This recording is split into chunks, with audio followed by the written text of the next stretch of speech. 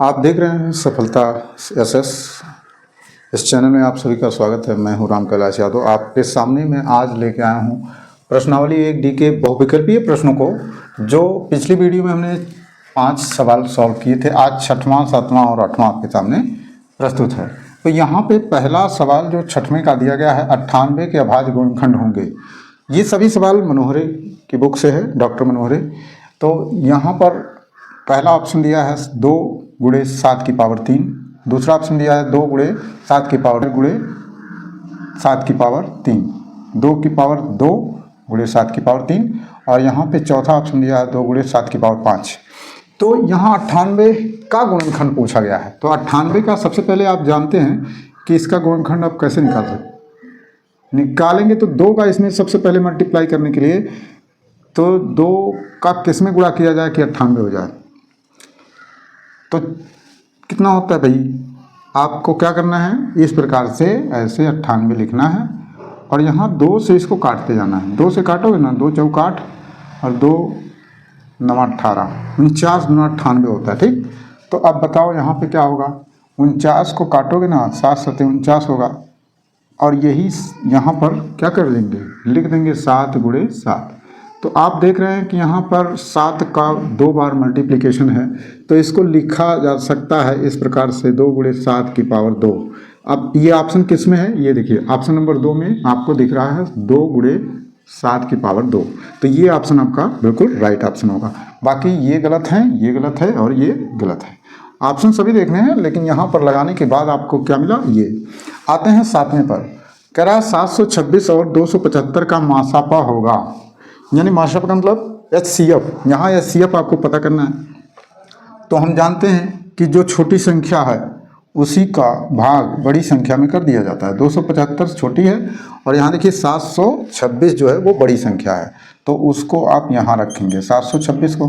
अब कितनी बार जा सकता है, तो आप 2 का मल्टीप्लिकेशन इसमें करेंगे, मतलब ऐसा करेंगे कि जिससे 7 के करीब में पहुंच जाए। 2 3 6, यानी 3 का अगर आप करते हो ना, तो देखो क्या आता है 275 गुणे 3, तो 3 5 15 और 3 7 21, 1 22 और 3 दूना 6 और 2 8। यहाँ पे ज़्यादा हो जा रहा है, तो आपको क्या करना है, 2 बार ही ले जाना है। तो 2 बार ले जाइए। अब 2 बार ले जाने से क्या आएगा, 2 5 10, 2 7 14, 1 15 और 2 दूना 4 1 5। यहाँ पर कम आ रहा है, ये घट जाएगा, तो 6 बचेगा और 12 में से 5 गया, 7 बचेगा। यहाँ पे 1 बचेगा।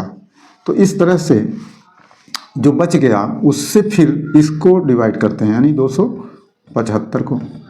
तो बताइए, अगर 2 बार ले जाते हैं तो बहुत ज़्यादा हो जाएगा, इसलिए 1 बार जाएगा। यहाँ पर इस तरह से लिखेंगे, 15 में से 6 गया 9 और यहाँ पे 16 में से 7 गया 9। तो इस प्रकार से बचेगा। और ये उधार दिया है, इसके पास तो है नहीं। अब 99 का इसमें करेंगे 176 में, 99 बन जा, तो क्योंकि 2 बार ले जाएंगे तो काफ़ी बड़ा हो जाएगा, इसलिए एक ही बार। 16 में से 9 गया 7 और 16 में से 9 गया 7, 77 आया, है ना। तो 77 को अब 99 में करते हैं, तो यहाँ 1 जाएगा और यहाँ पे 22 आएगा। फिर 22 का भागा 77 में करते हैं, 22 यहाँ 66 और यहाँ पर 1 1, 11 से 11 दूना 22, यानी किससे कट रहा है, 11 से। तो यहाँ पर HCF क्या होगा आपका, 11। HCF क्या होगा, 11। तो यहाँ पर देखिए ये ऑप्शन नंबर किस में है, 4th में। ऑप्शन नंबर 4थे में आपको दिखा, तो ये आपका आंसर हो जाएगा। अब 8वां क्वेश्चन है, संख्या n स्क्वायर माइनस 1 8 से विभाज्य होती है यदि n है 1। क्या पूर्णांक है, प्राकृतिक संख्या है, या विषम संख्या, या सम संख्या। आपको ये पता करना है कि मतलब ये कौन सी, इनमें से कौन सी संख्या हो सकती है n।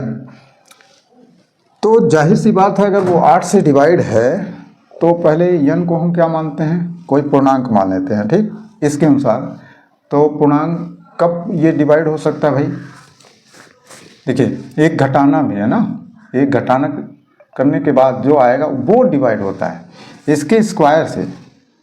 तो अगर हम यहाँ पे 2 मानते हैं तो 2 दूना 4, 4 में से 1 गया तो 3 बचेगा, ये तो होगा नहीं। फिर यहाँ पर n को हम अगर मान लें, n को मान लें कितना 5। अगर 4 मानते हैं तो क्या होता है, 4 चौक 16 में से 1 गया 15, तो 15 तो डिवाइड नहीं होगा, इसलिए n बराबर 5 मानेंगे। और 5 जब मान लेंगे तो n यहाँ देखिए स्क्वायर है -1 है और ये डिवाइड बाई 8 है, तो यहाँ पे संभव है। क्यों संभव है? क्योंकि 25 माइनस 1 करोगे और उसके बटा 8 लिखोगे, फिर 25 में से 1 गया 24 बटे 8, 8 से कटेगा 8 तिरिक 24, यानी कि विभाज्य है। तो यहाँ पर क्या है, प्राकृतिक संख्या है या क्या है, पूर्णांक है, तो भैया सम संख्या है ना। क्या क्या क्या है, यहाँ पर आप देख रहे हो कि n का मान अगर 5 है तो जाहिर सी बात है कि ये क्या है, विषम संख्या है। क्या है, विषम संख्या। हालांकि ये पूर्णांक भी है, प्राकृतिक संख्या भी है, विषम भी है, लेकिन सम नहीं है। तो यहाँ पर जो मेन चीज़ है जो अनडिविजिबल है वो है 5, इसलिए ये हम क्या मानेंगे, ऑप्शन नंबर 3, ये विषम संख्या होगी।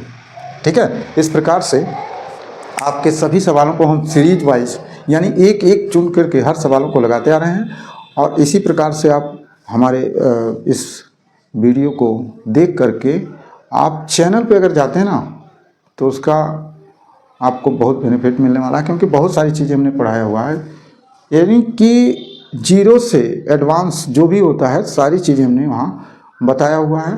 आप जाएंगे चैनल पे देखेंगे, और वीडियो को अगर पसंद आता है तो वीडियो को लाइक कर दीजिएगा, अपने दोस्तों में शेयर कर दीजिएगा, और चैनल को सब्सक्राइब कर लीजिएगा। नए हैं तो चैनल को सब्सक्राइब करेंगे तो हमें एक मोटिवेशन मिलेगा, हम नए तरीके से आपको समझाने का प्रयास करेंगे। किसी भी सवाल को लगाने के लिए थोड़ा सा आपको रोचक ढंग से, है ना, रोचक ढंग से इसको समझाने का प्रयास करेंगे। Bye bye.